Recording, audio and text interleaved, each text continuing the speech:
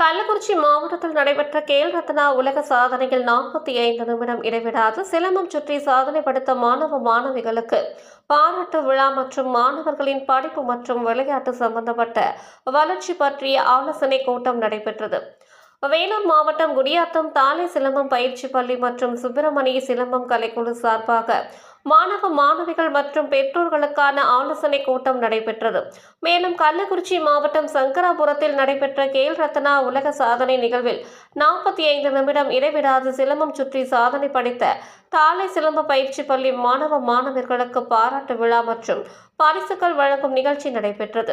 இதில் சிறப்பு அழைப்பாளராக நாட்டுப்புற நல சங்கத்தின் மாநில பொதுச் செயலாளர் ஜே சிவகுமார், கலைக்கூடம் சிலம்பம் யோகா மாஸ்டர் மணி வர்ம கலை ஆசான் விஜயகுமார், சிலம்பம் கலை ஆசான் ரவி சித்தா, சிலம்பம் வாணியம்பாடி மற்றும் சிலம்பம் மாஸ்டர் விஜயகுமார், சிலம்பம் கலை ஆசான் எஸ் சிவகுமார் மற்றும் சதீஷ்குமார் ஆர் வாசு, தாலை சிலம்பம் பயிற்சி பள்ளியின் துணைத் தலைவர் தரணி ஈஸ்வரன் உள்ளிட்டோர் கலந்து கொண்டனர்.